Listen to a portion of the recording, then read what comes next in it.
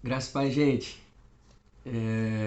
Vamos aí para mais um momento nosso de leitura, de reflexão, de oração. Eu espero que todos vocês estejam bem, tá? E que Deus abençoe a gente nesses momentos aqui. Hoje o nosso texto está em 1 Pedro, capítulo 4. Eu vou ler o verso 14 e o verso 19, tá? Então se você quiser ir acompanhar comigo, vamos aí para a nossa leitura. Verso 14 do capítulo 4 de 1 Pedro. Diz assim: Se pelo nome de Cristo sois injuriados, bem-aventurados sois, porque sobre vós repousa o Espírito da glória e de Deus. O verso 19 agora. Por isso também, os que sofrem segundo a vontade de Deus, encomendem a sua alma ao fiel Criador na prática do bem. Tem um teólogo chamado John Piper, e ele vai dizer que todo sofrimento na vida de um cristão, em primeira e última instância, é um sofrimento por Cristo. Claro que ele não está se referindo aí aos sofrimentos que são decorrentes do nosso próprio pecado, ou da disciplina de Deus aí, que é resultado da nossa desobediência e obstinação. Por isso, é claro, a gente sofre porque nós erramos, porque a gente pratica o que é mal, como a própria palavra de Deus aí vai nos ensinar.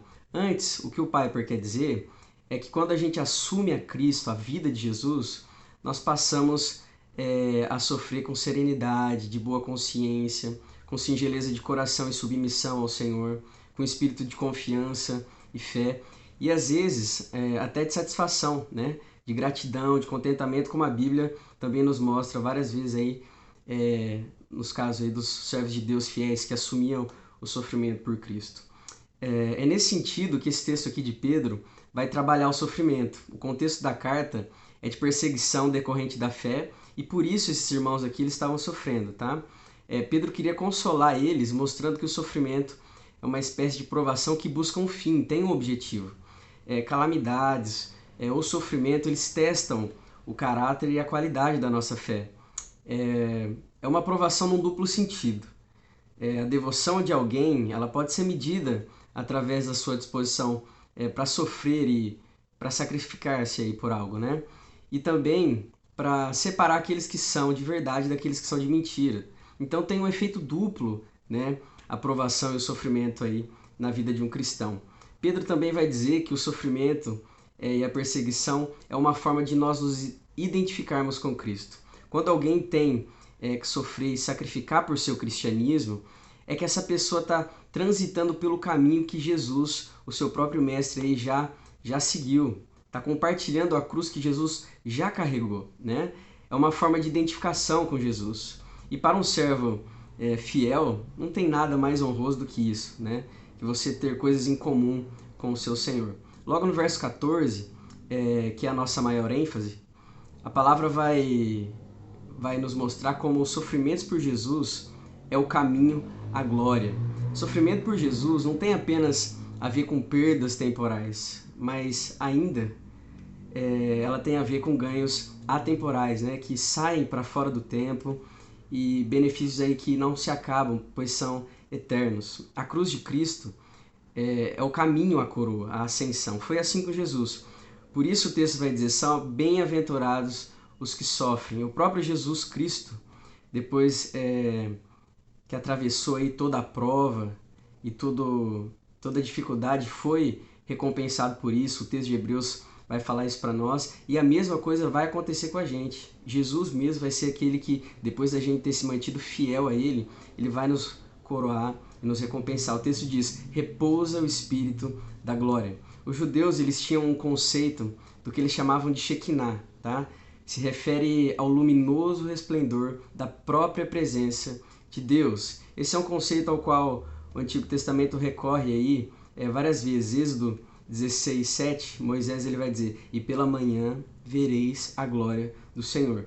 Pedro ele está querendo dizer então, aqui para os seus irmãos, para aqueles que estavam sofrendo, que ele está convencido de que algo desse resplendor da glória descansa sobre a pessoa que sofre por Cristo. Quando Estevão estava sendo submetido a juízo e quando já era evidente que ele seria condenado à morte, aqueles que observavam o seu rosto viram nele o rosto de um anjo. Atos 6, 15 fala sobre isso. O vitupério de sofrer por Cristo se transforma em glória. Algo da mesma glória, né, de Deus repousa sobre quem sofre por Jesus. E no verso 19, Pedro vai exortar o seu povo aí, o seu público, para prosseguirem fazendo bem e que em qualquer coisa que aconteça, que eles confiem suas vidas a Deus, que é o Criador, e que é em quem eles podem confiar de verdade, tá? A palavra traduzida aí, encomendem, no texto original grego, é um vocábulo técnico que significa depositar dinheiro em mãos de um amigo fiel. Na antiguidade, não havia bancos, né? E eram poucos os lugares seguros onde você podia depositar dinheiro. Então, quando alguém saía de viagem, costumava deixar seu dinheiro aos cuidados de um amigo. Essa demonstração de confiança era considerada aí como um dos atos mais sagrados, né? Esta é a mesma palavra usada por Jesus quando ele diz lá no momento da crucificação: Pai, nas tuas mãos entrego o meu espírito. Lucas 23:46. Sem reserva alguma, Jesus confiou a si mesmo aos cuidados de Deus, seu Pai, seguro de que Deus guardaria o seu depósito. Isso quer dizer que quando a gente assume a vida de Cristo, pela prática do bem a gente aceita o sofrimento, é como se a gente estivesse depositando as nossas vidas diante de Deus, guardando com Ele, seguro as nossas almas. Sintetizando, eu destaco duas coisas. Primeiro, todo sofrimento por Cristo resulta em recompensa. E por isso, dentre outros motivos, o sofrimento para nós cristãos não é sinônimo de tristeza ou de perda. Muito pelo contrário, antes é de regozijo e de profunda alegria. E segundo, confie-se a si mesmo a Deus, pois Deus não defrauda ninguém. Se essa prática de depositar aí, de deixar com um amigo o seu dinheiro, é sagrado para os homens, quanto mais para Deus.